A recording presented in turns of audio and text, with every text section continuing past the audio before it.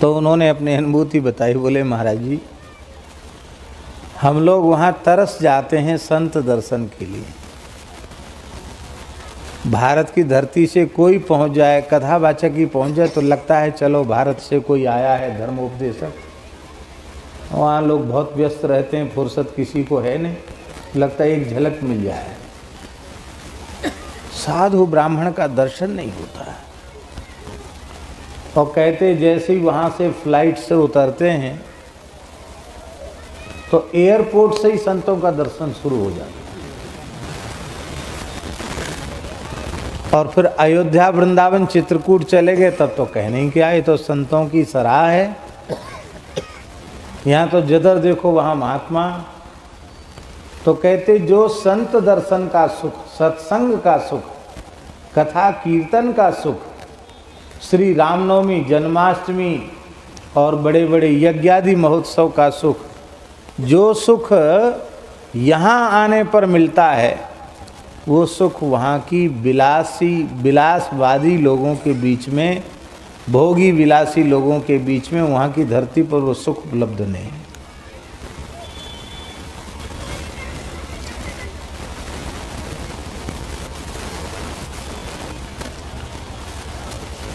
इतनी प्रशंसा देवता क्यों कर रहे हैं, बहुत ध्यान से सुने।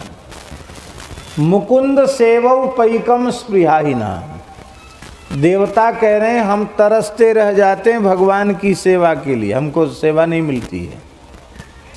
भारतवर्ष में जन्म लेने वालों को जन्म से ही भगवान की सेवा मिल जाती है।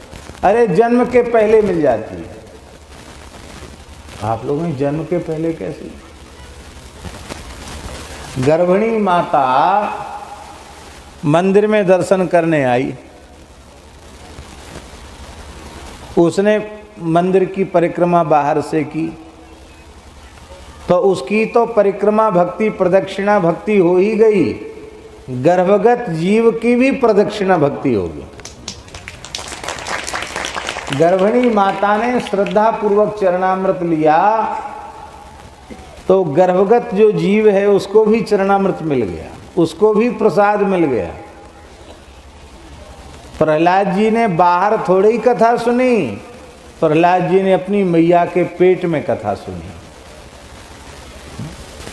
यही बात तो दैत्य बालकों ने प्रहलाद जी से पूछी कि हमारा आपका जन्म लगभग समान समय में हुआ, कोई साल भर बड़ा है, कोई साल भर छोटा है, हम लोग सब एक साथ खेले खाए सहपाठी हैं,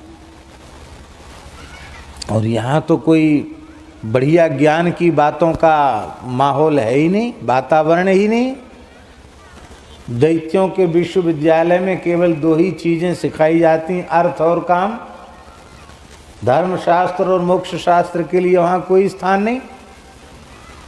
तो बाहर तो कुसंग ही कुसंग है, सत्संग का कोई वातावरण है ही नहीं। फिर आपको इतनी अच्छी अच्छी बातें कहाँ से आ गई? आप हम लोगों को बढ़िया बढ़िया बातें सुनाते हो तो आप कहाँ सुन के आते हो, आप कहाँ पढ़ते हो, कहाँ से? न तो गुरुजी ऐसी बातें पढ़ाते हैं न सुनाते हैं, तो तुमको ये सब बातें कहाँ से आती हैं? तो प्रहलाद जी ने कहा कि जब मेरे पिता तपस्या करने गए थे उस समय मैं अपनी माँ कयाधु के गर्भ में था और देवताओं ने हमारे नगर पर आक्रमण कर दिया और ये जान लिया कि मेरे पिताजी तो अब दीमक खा गई, उनके शरीर को लौट के आने वाले नहीं हैं। तो मेरी माता का देवराज इंद्र ने हरण कर लिया। हरण इस नियत से किया कि हमारे शत्रु हिरण्यकशिपु का अंश इसके गर्भ में प्रतिष्ठित है, तो ये भी उपद्रवी होगा अपने बाप के जैसा। तो इस मेरी शत्रु की पत्नी के जब संतान होगी तो जन्मते ही हम उसको मार डालेंगे। इस अभिप्राय से इंद्र ने उसको अपहरण किया। तब देवर्षि नारद जी ने छुड़ाया और कहा कि अरे तुम स्वार्थ में अंधे हो रहे हो, पाप कर्म करने में तुम्हें लज्जा नहीं आती। असुर ऐसा काम करें तो उनके लिए कहेंगे कोई बात नहीं, वो तो जैसे हैं वैसा काम कर रहे हैं, तुम देवता होकर स्त्री का अपहरण कर रहे हो। छोड़ो इसको। बोले महाराज इसके गर्भ में हमारे शत्रु का तेज है, शत्रु तो मर गया पर शत्रु का बालक हमारे नाको दम कर देगा। तो उन्होंने कहा इसी बालक के द्वारा रक्षा होगी, हिरण्यकशिपु मरा नहीं है, तपस्या करके आएगा और तुम सबके नाक में नकेल डाल देगा। ये गर्भगत बालक ही अपने भजन के प्रभाव से तुम सबको बचाएगा। तब इंद्र प्रणाम करके चले गए और देवर्षि नारद जी मेरी माता को अपने आश्रम में ले आए। कहा देवी जब तक तुम्हारे पतिदेव नहीं आए हैं तब तक यहाँ एक कुटिया में रहो। साधु संत आते जाते हैं, कथा कीर्तन होता है। तो नारद जी जब जब कथा कहते तो मेरी माँ, समय नहीं कटता था, बैठ जाती थी। तो वो तो चिंता करती रहती थी, पर मैं अपनी माँ के गर्भ में बैठकर नारद जी की बातें बड़े ध्यान से सुनता था और वही संस्कार मेरे भीतर आ गए। कहने का तात्पर्य यह है कि गर्भगत जीव भी भक्ति करने लग जाता है। यहाँ भगवान इतने दयालु हैं कि आलसियों के द्वार पर पहुंच जाते हैं दर्शन देने।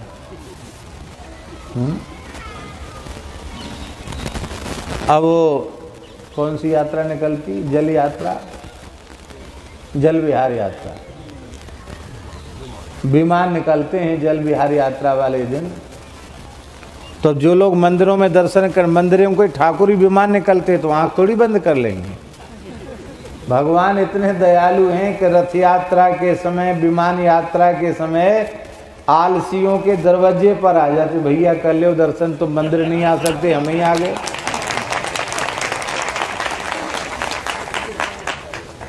कितने भगवान करुणामय हैं।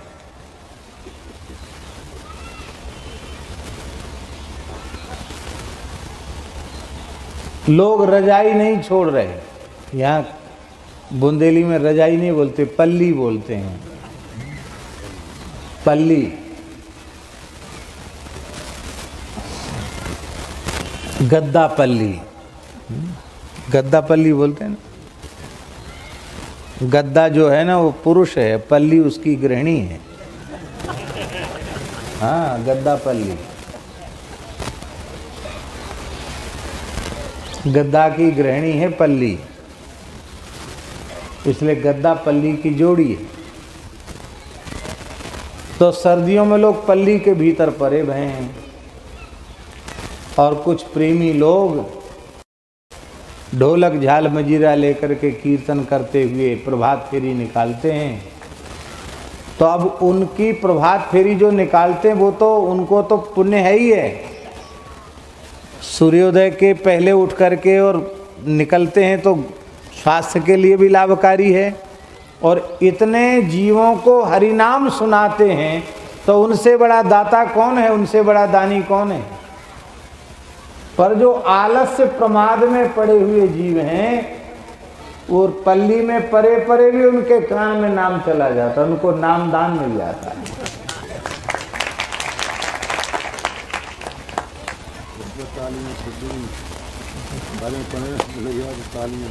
हाँ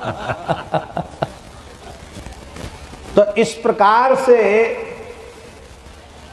कथा कीर्तन सत्संग सेवा, इसका सौभाग्य जैसा भारत में जन्म लेने वालों को प्राप्त है, ऐसा सौभाग्य और कहीं जन्म लेने वालों को प्राप्त नहीं है। जिस सौभाग्य को प्राप्त करने के लिए हमें भगवान ने भारतवासी मनुष्य बनाया है, उस सौभाग्य की प्राप्ति में हमारे द्वारा चूक नहीं होनी चाहिए, उसमें प्रमाद नहीं होना चाहिए। जिसके लिए जन्म मिला है वो काम नहीं होता तो हमारा जन्म बेकार है। यही बात तो मैंने मेहरोनी में कही कि देखने में मनुष्य के आकार में बहुत लोग दिखाई पड़ते पर वो मनुष्य नहीं होते हैं।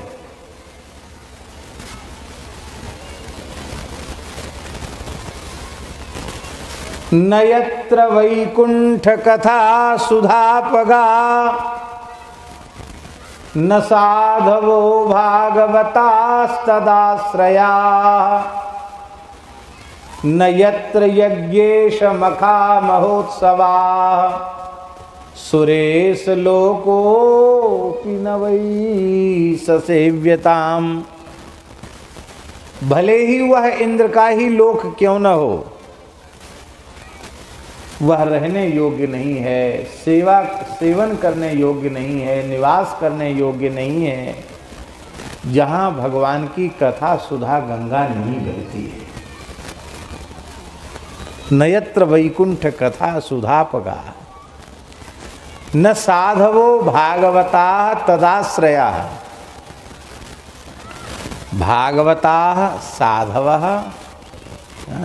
कीदृक् साधव भागवता साधव तदाश्रया साधव। जो भागवत हैं सर्वथा भगवान के चरण कमलों के आश्रित हैं, ऐसे अनन्याश्रित संत महापुरुष जहां निवास नहीं करते, जहां कथा सुधा गंगा नहीं बहती, नयत्र यज्ञेश मखा महोत्सवा, जहां यज्ञेश्वर भगवान के यज्ञ नहीं होते, श्री राम यज्ञ, श्री विष्णु यज्ञ, रुद्र यज्ञ आदि यज्ञ जहां नहीं होते हैं,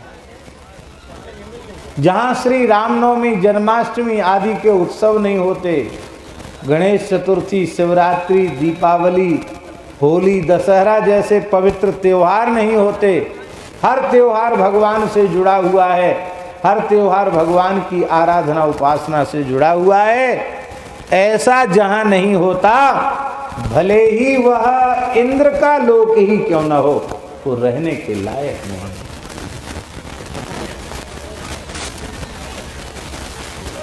हम मनुष्य हैं, ये बात हमारी समझ में आनी चाहिए,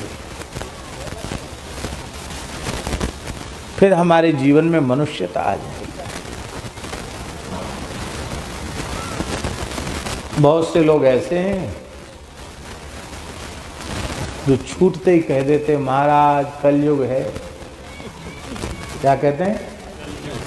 कलयुग है महाराज, आपने पोथियों में लिख दिया है कि कलयुग में ऐसा होगा, ऐसा होगा, ऐसा होगा, हो रहा है। अब हम उसी तरीके हैं, उसमें हमारा क्या दोष? अयंतु युग धर्मो ही वर्तते कस्य दूषणम। किसका दोष? ये तो युग धर्म है। बहुत ईमानदारी की बात है, जो भगवत शरणागत नहीं थे, जिनकी अच्छी प्रवृत्तियां नहीं थी, जिनका खान पान शुद्ध नहीं था, जिनके आचरण शुद्ध नहीं थे, जो कथा कीर्तन सत्संग से दूर थे, ऐसे लोगों के लिए सतयुग में भी कलयुग था, त्रेता में भी कलयुग था, द्वापर में भी कलयुग था। और भले ही जिनका जन्म कलयुग में हुआ है, पर जो कथा कीर्तन, भगवान की आराधना उपासना, माता पिता गौ ब्राह्मण संत इनकी सेवा में लगे हुए हैं, जिनके खान पान आचरण विचार सब कुछ पवित्र हैं, ऐसे लोगों के लिए कलयुग में भी सतयुग है।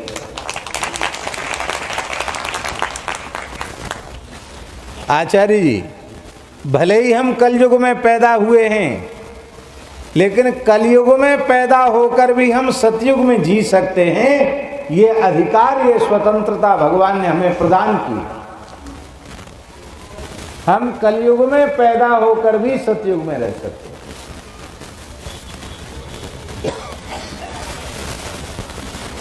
कलयुग है कौन? सुन लीजिए, भगवान वेद कह रहे हैं,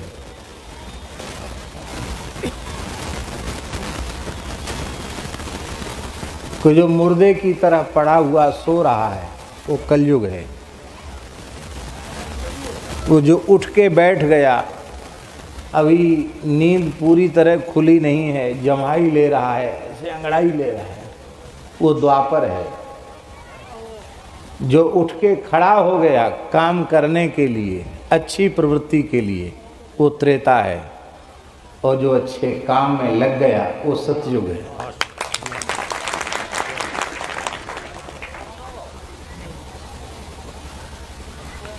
अब सोने को भी परिभाषित करना पड़ेगा। हाँ, वो सोना नहीं जिसको आप गोल्ड कहते हैं,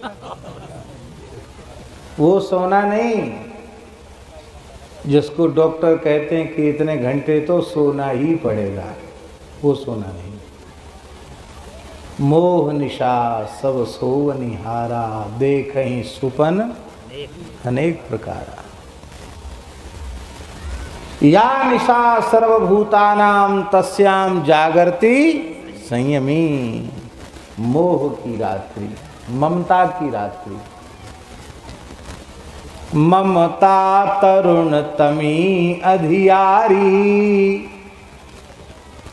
ममता क्या है? मोह की घरवाली। क्या? हाँ, मोह की गृहिणी का नाम है ममता। इनकी जोड़ी है, ममता होगी तो मोह जरूर, मोह होगा तो ममता जरूर। इसलिए ममता कहने से मोह का ग्रहण हो जाता है। इसलिए बोलचाल में कहते हैं मोह ममता। क्या कहते हैं? मोह ममता कहते हैं। तो ये मोह ममता की रात है। ममता तरुण तमी अधियारी। इसमें राग द्वेष उलूक सुखकारी। राग द्वेष रूपी उल्लू हैं। ये तब तक ये रात्रि नहीं जाती, तब लगी बसत जीव मन माही। जब लगी प्रभु प्रताप रवि नाही। भगवान के प्रताप रूपी सूर्य का उदय जब तक नहीं हुआ है, तब तक इस अंधकार की निवृत्ति नहीं होती है। हम जाग रहे हैं फिर भी सो रहे हैं, पर साधक पुरुष, साधु पुरुष सो रहे हैं तो भी जाग रहे हैं।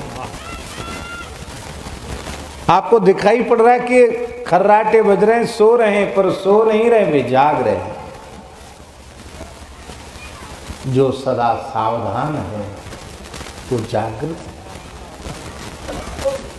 जो प्रमाद में है वो तो सो रहा है।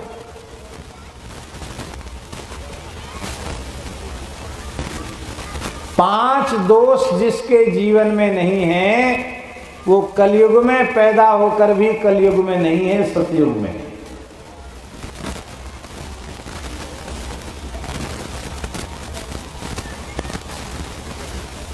क्योंकि इन पांच जगहों पर कलयुग रहता है।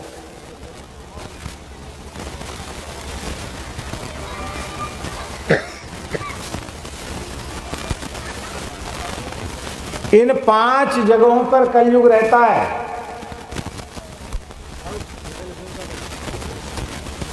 आप लोग सब गांव के लोग हैं, बहुत काम की चीज है आपके लिए।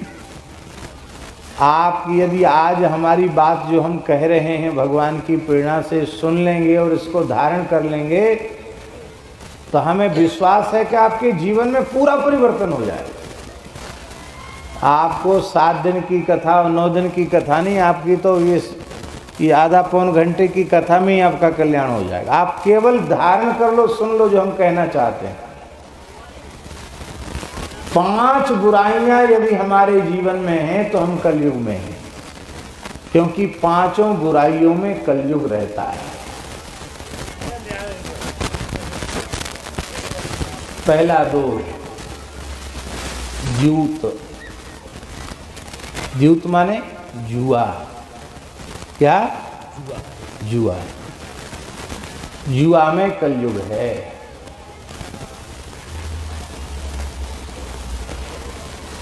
ये शर्त बंधना, ये भी जुआ है एक तरह का। शर्त बंध लो, कितने कितने की शर्त बंधी। यहाँ बुंदेलखंड में ज्यादा होता है, कितने कितने की शर्त बंधी, ये जुआ है। ये भी जुआ है। किसी भी प्रकार का जुआ मत खेलो, जुए में कलयुग है।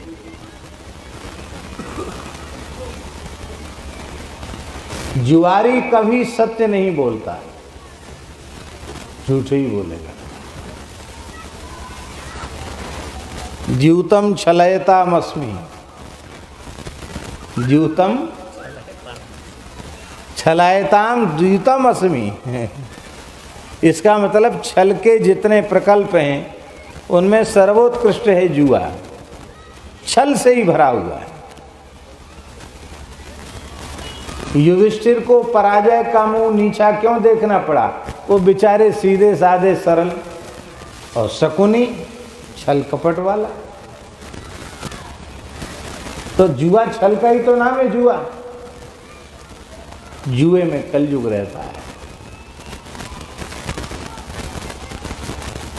कलयुग के लोग इसमें ज्यादा पड़ेंगे, इसलिए भगवान ने कलयुग के पहले ही द्वापर में पांडवों के जुआ के माध्यम से ये पूरे संसार को शिक्षा दी कि इतनी बड़ी संस्कृति, इतना बड़ा खानदान केवल जुआ के कारण नष्ट हो गए। धृतराष्ट्र जो राजा थे ताऊ युधिष्ठिर के, उन्होंने कहा जुआ खेलो और उनकी आज्ञा से उन्होंने जुआ खेला। लाखों माताओं के सिंदूर उजड़ गए, रक्त की नदियां बह गईं। 5,500 साल पहले एक साम्राज्ञी के वस्त्र खींचकर उसे नग्न करने का प्रयास किया गया। ये किसका परिणाम था? ये जुए का परिणाम था। धरती रक्त में सन गई। उसी के बाद वर्ण संकरता आदि दोष आए। महाराज युग बदल गया, संस्कृति का लोप हो गया। ये किसका परिणाम था? जुआ का। भगवान ने कहा एक परिवार अपने एक रिश्तेदारों के माध्यम से जुआ का परिणाम संसार को बताना है, और अपने परिवार के माध्यम से शराब का परिणाम भी बताना है। यदुवंशी कितने थे? कितने थे? गिनती याद है कितने थे? 56 करोड़। कितने थे? 56 करोड़ यदुवंशी थे। अब खाली द्वारिका में यदुवंशी ही यदुवंशी थोड़ी थे, अन्य क्षत्रिय भी थे, ब्राह्मण भी थे, वैश्य भी थे, चतुर्थ वर्ण के लोग भी थे, सब थे। केवल यही थे क्या? पर 56 करोड़ यदुवंशियों का सर्वनाश मद्यपान के माध्यम से हो गया। भगवान के सामने लड़ भिड़ के खत्म। अब वो ऐसे पक्के शराबी नहीं थे, वो तो शाप उनको हो गया था तो बुद्धि उनकी मारी गई। और पहले वहाँ सोमनाथ गए थे सब पूजन अर्चन करने, दान पुण्य भी किया उन्होंने, और वहीं कुछ आ गए मटकी ले लेके, तो बोले तुम लोग सब तपस्या कर रहे हो, कमज़ोर हो गए हो, इसको शरबत पियो, ताजगी आ जाएगी, एकदम तरो ताज़ा हो जाओगे। हाँ, है तो ये विलक्षण चीज़। हाँ, अमृत की सगी बहन है, समुद्र मंथन से भी तो निकली है, लक्ष्मी जी की बहन है, अमृत की सगी बहन है वारुणी। महाराज जो पान कर लेता है वो सारी धरती का सम्राट हो जाता है, रोड पे ही लौट जाता है।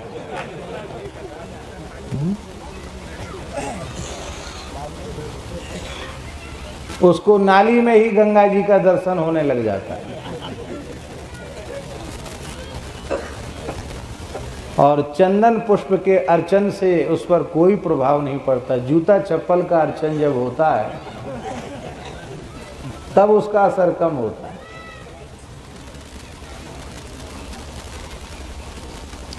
इस भयंकर दोष से एक संस्कृति और नष्ट हो गई,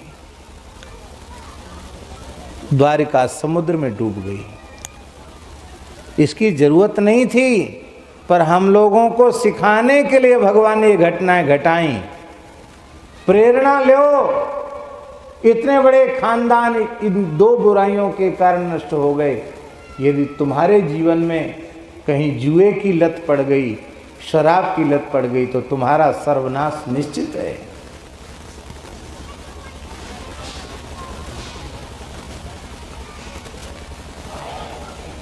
श्रीमद् भागवत के पंचम स्कंद में लिखा है महाराज जी, मद्यपान करने वालों को आयाह पान नामक नरक की प्राप्ति होती। आयाह पान क्या नाम है उसका? आयाह पान का अर्थ है गरम गरम खौलता हुआ लोहा, उसको पानी के जैसा पिघला दिया जाता है और नरक में जाने के बाद मुंह फाड़कर उसके मुंह में डाला जाता है। एक मद्य वाले से हमने पूछा, ग्वालियर की बात, तो हमने कहा हम जानकारी चाहते हैं कि ये कैसे बनता है। बोले महाराज देसी विदेशी सब बनाने के ये तरीके हैं। तो तरीका बताया, बोले हमारा पुराना तरीका है, उसमें कीड़े हो जाते हैं लाल मुंह वाले, उसका घान आ गया शराब का, जब घान आ गया तो उसको फिर उबालते हैं, फिर वो अर्क जैसे निकलता है ना, परख नली के माध्यम से अर्क निकलता है, वो फिर मद्य हो जाता है। लाखों करोड़ों कीड़ों का अर्क लोग पीते हैं। तो एक बार मद्यपान में जितने मद्य कीट उसके भीतर गए हैं, उतनी हजार बार उसको मदिरा का ही कीड़ा बनना पड़ता है।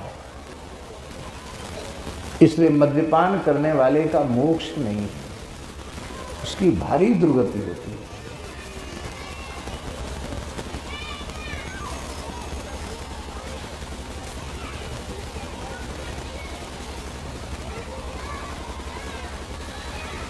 प्राण चले जाएं ये स्वीकार कर ले, पर किसी भी स्थिति में मद्यपान न करे। क्यों? इसमें कलयुग है, जुए में कलयुग है, शराब में कलयुग है। तीसरी चीज कौन सी है जिसमें कलयुग है? वो है मांस भक्षण या मांस भक्षण, इसमें कलयुग है। किसी भी प्राणी की हिंसा के बिना मांस की प्राप्ति नहीं होती। बहुत ध्यान से सुने,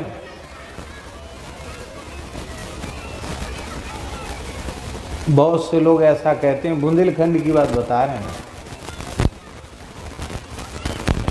एक हमसे बोले महाराज हम तो ठाकुर आए। ठाकुर आए तो क्या मतलब हुआ? वो शिकार खेलवो खावो पीवो तो हमारो धर्म आए। अच्छा चलो हम आपसे पूछते हैं, भीष्म पितामह चंद्रवंशी भरतवंशी क्षत्रिय थे कि नहीं? क्षत्रियों में पितामह भीष्म से श्रेष्ठ कोई हो सकता है क्या?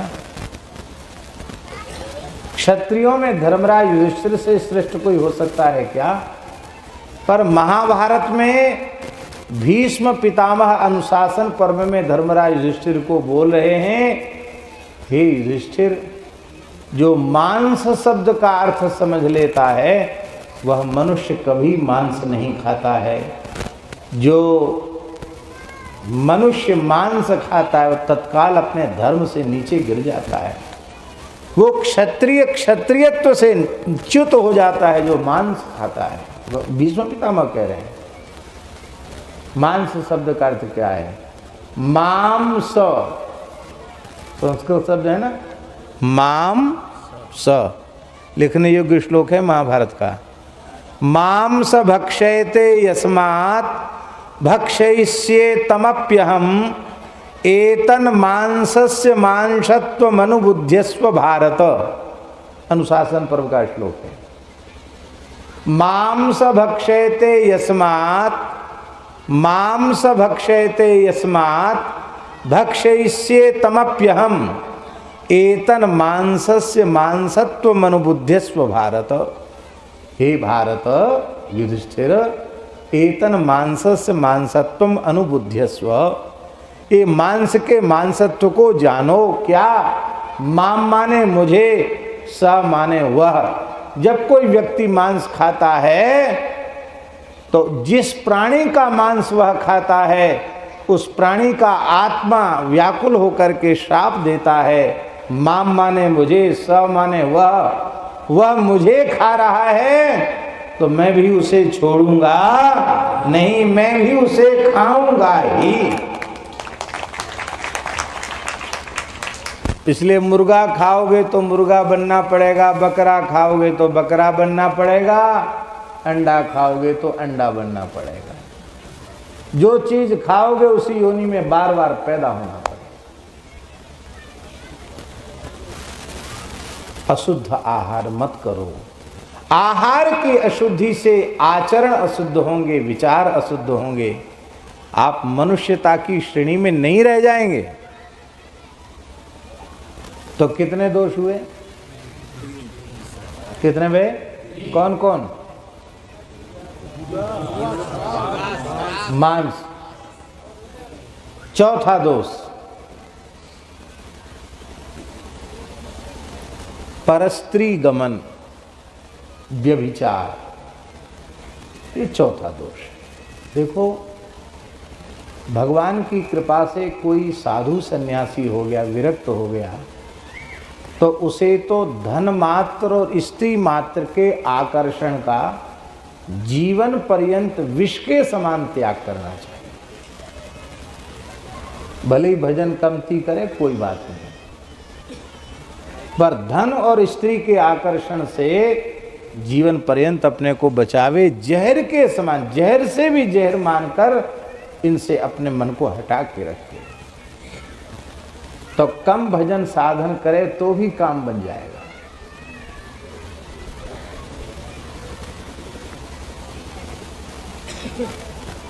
यदि ऐसा नहीं किया तो बहुत ध्यान से सुने। श्री मलुकदास जी महाराज कह रहे हैं, नारी घोटी अमल की अमली सब संसार, को एक साधु ऐसा ना मिला जो संगुतरा हो पार। कहते हमें कोई ऐसा साधु फकीर नहीं दिखाई पड़ा जो स्त्री का संग करके भव सागर से पार उतर गया हो। भूत प्रेत बनना पड़ता महाराज, नरकों में जाना पड़ता है। ये वेशभूषा बचाएगी नहीं। यदि इस वेशभूषा के अनुरूप हमारे आचरण नहीं है तो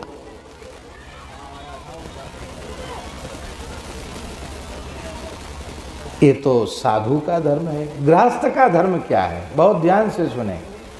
गृहस्थ का धर्म है कि वह अपनी अधिकृता पत्नी के अतिरिक्त संसार की सभी नारियों के प्रति मातृबुद्धि रखे।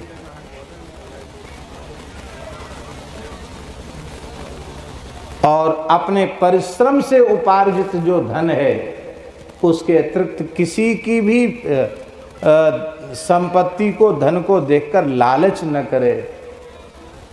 विष पराव विषते, धन पराव विषते विष भारी। तो गृहस्थ पुरुष यदि परमार्थ में आगे बढ़ना चाहता है तो परस्त्री और परधन का विषवत त्याग करे। परस्त्री और परधन, दूसरे की संपत्ति, धन, इसके आकर्षण को छोड़कर आप कलयुग में रहकर भी सतयुग में जी सकते हैं।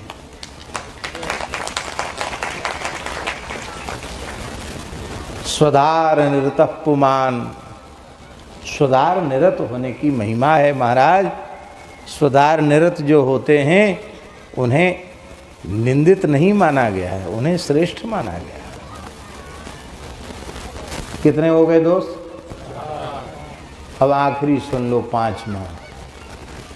बेईमानी से कमाया हुआ धन। क्या? किसी को भी पीड़ा पहुंचा करके, दुख देकर कमाया हुआ धन।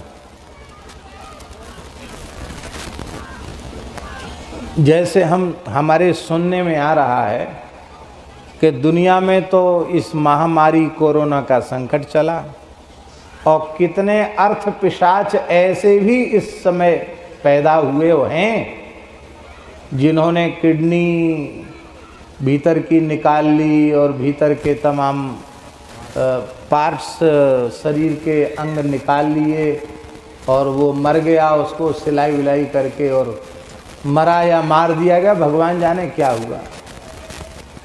तो अब बताओ, कोरोना के नाम पर वो कोई संस्कार में भी सम्मिलित नहीं हो पाया, व्यक्ति ने उसे देख भी नहीं पाया और धंधा करने वाले ने करोड़ों का धंधा कर लिया। वो करोड़ों रुपए का धंधा करने वाले क्या मरेंगे? नहीं मरेंगे क्या? अमर होके आए हैं क्या? वो धन किसी काम में आने वाला, पाप की कमाई आप खाओगे तो आपकी बुद्धि कभी शुद्ध नहीं रह सकती है। अपने परिश्रम से, अपने कर्तव्य से, अपनी ईमानदारी से जो आप प्रेम से, श्रम से कमाते हैं उसको आप स्वीकार करें। हमें ये बात श्री रामलला वाले महंत जी का ये भाव बहुत अच्छा लगता है। महाराज कहीं से कुछ नहीं लेते, किसी से कुछ नहीं लेते।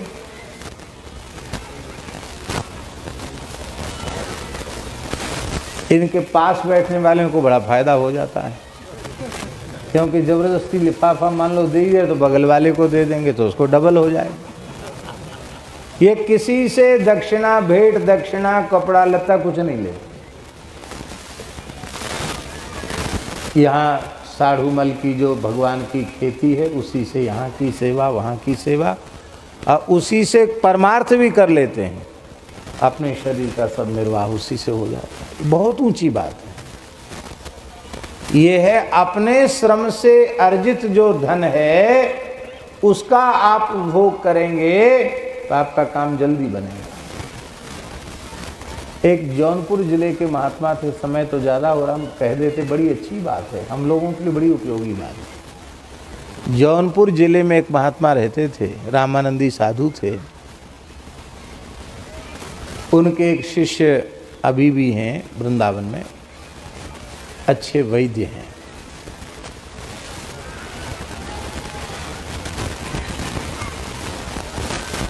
बहुत अच्छे संत थे वो। हनुमान जी का पुराना मंदिर अभी भी है, जौनपुर जिले की बात। तो बचपन से ही साधु बने, वो भजन कर रहे थे, लेकिन भगवान की अनुभूति उनको नहीं हो रही थी। प्रत्यक्षानुभूति चाहते थे, वो नहीं हो पाई, तो बड़े दुखी हो गए। तो महाराज जी घूमते फिरते एक महात्मा आ गए, सिद्ध पुरुष थे वो। उन्होंने रोते हुए कहा कि अब तो बुढ़ापा आने वाला है, बचपन में साधु बने थे और हमने कोई ऐसा काम भी नहीं किया कि जो गलत हो। आपने साधु साई आचरण सही रहे, लेकिन हमें तो भगवान तो दिखाई नहीं पड़े, कोई अनुभव तो हुआ नहीं। पर व्याकुलता जरूर है कि देखें हम स्वरूप भरी लोचन। मनु जी की जो शत्रुपा जी की इच्छा, हमारी भी इच्छा है, देखें हम स्वरूप भरी लोचन, करहु कृपा प्रणतारति मोचन। भगवान क्यों नहीं मिले? तो उन्होंने कहा कि आप परिश्रम की कमाई खा के भजन करो तो मिलेंगे भगवान। उनको बात जम गई। तो हनुमान जी की छोटी सी खेती थी, अब वो इतनी खेती नहीं थी कि वो बटाए पे दें, वो करें, खुद खेती करना उन्होंने शुरू किया। और उसी से हनुमान जी की सेवा, उसी से रसोई, उसी से प्रसाद पाते। और कोई ज़्यादा साधु आ गए तो कहते हम इतना दे सकते हैं, इससे ज़्यादा नहीं दे सकते, और तो गांव से मांग के ले आओ, हमको न खिलाओ, तो हम इतना दे सकते हैं क्योंकि हमारी व्यवस्था ही इतनी है। और ऐसे करके उन्होंने महाराज जी भजन किया, उनको साक्षात भगवान का दर्शन हुआ।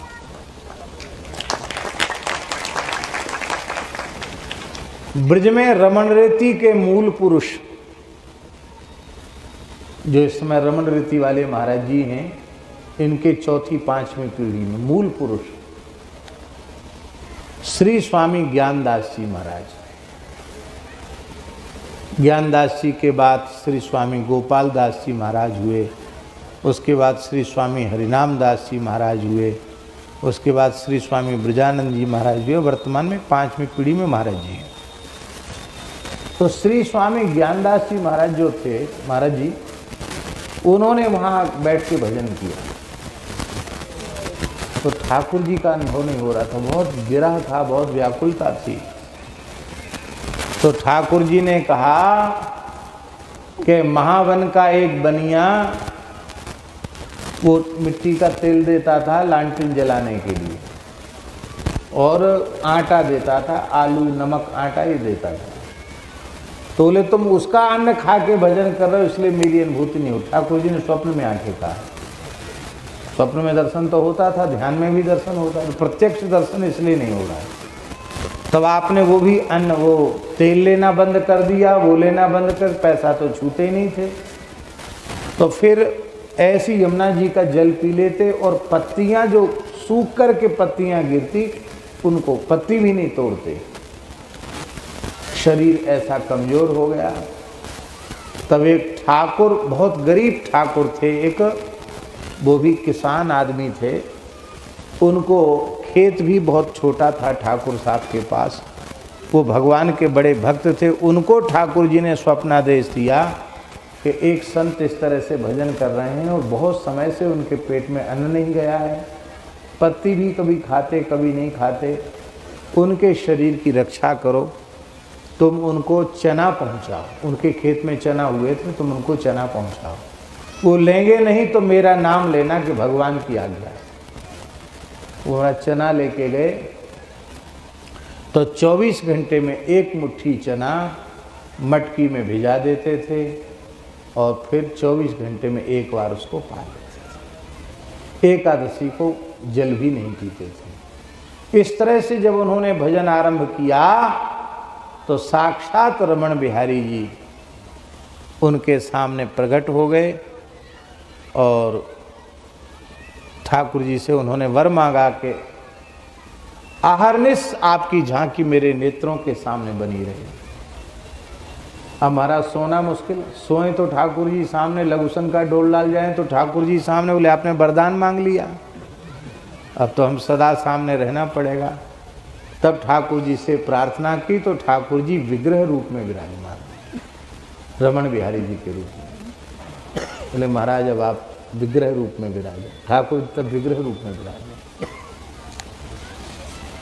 ये है महाराज जी, अपने परिश्रम की कमाई करके, आप लोग जो खेती किसानी करते अपने परिश्रम की कमाई, उस परिश्रम की कमाई करके आप जो कुछ दान पुण्य करेंगे वो बहुत बड़ा है। वो अपने श्रम की कमाई खा करके जो भजन करेंगे वो बहुत ज़्यादा फायदेमंद है। हमारा 100 माला फेरना और आपका 1 माला फेरना बराबर है। हम आप लोगों के द्वारा दिया हुआ अन्न खा करके तब कुछ राम राम करते हैं, पर आप अपने परिश्रम की कमाई खाते हैं। आप हमसे श्रेष्ठ हैं। तो 5वां दोष ये है कि हम भले ही अभाव में जी लें, विपन्नता में जी लें, पर अधर्म पूर्वक, अन्याय पूर्वक धन कमाकर धनवान न बनना चाहें।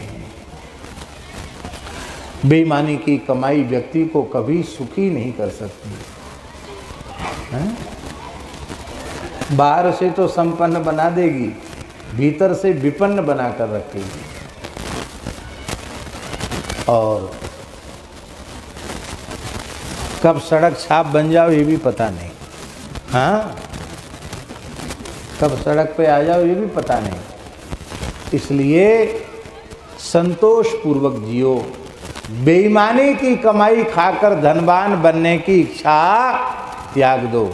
तो 5 दोष यदि हमारे जीवन में नहीं, कौन कौन?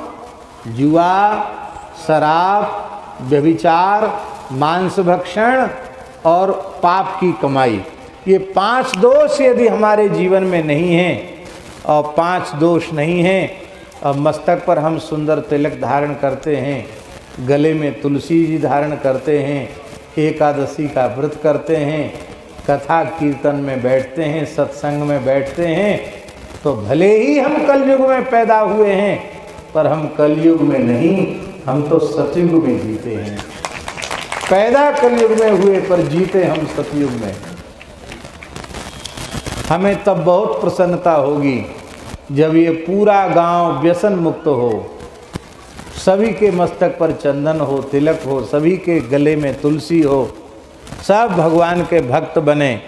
तब समझ में आएगा कि भाई ये साधुओं का मढ़, अब साधु मढ़ नाम सही है और नहीं तो भाई सब गड़बड़ है।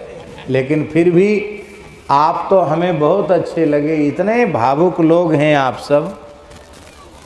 धन्य है आपकी भावना को, आपकी भावना का हम आदर करते हैं, उसका सम्मान करते हैं और यह भी आपको कहते हैं कि आप लोग बहुत भाग्यशाली हैं। श्री राम लला वाले महंत जी महाराज, श्री राम बालकदास जी महाराज बड़े निश्चल, निष्कपट और निर्मल संत हैं। ऐसे संत इस गांव को मिले हुए हैं, ये गांव का सौभाग्य है। महाराज बड़े बड़े स्थानों में साधु नहीं मिल रहे हैं, पर आपको इतने अच्छे संत मिले हुए हैं, ये आप सबका सद्भाग्य है। ऐसे संत का हृदय से आदर करके और आप लोग सब निरंतर आपकी वृद्धि हो, आप सबका मंगल कल्याण हो। स्वस्ति प्रजाभ्य परिपालयन्ताम न्याय्येन मार्गेण महीम महिषाः गो ब्राह्मणेभ्यः शुभमस्तु नित्यं लोकाः समस्ताः सुखिनो भवन्तु। अपुत्रः पुत्रिणः सन्तु, पुत्रिणः सन्तु पौत्रिणः, अधनाः सधनाः सन्तु, जीवन्तु शरदां शतं। काले वर्षतु पर्जन्यः, पृथ्वी शस्यशालिनी, देशोऽयं क्षोभरहितो। ब्राह्मणाः सन्तु निर्भयाः, गावः वै सन्तु निर्भयाः, साधवः सन्तु निर्भयाः, लोकाः सन्तु सुनिर्भयाः। नारायण नारायण नारायण। श्री राम जय राम जय जय राम, श्री राम जय राम जय जय राम, श्री राम जय जय राम।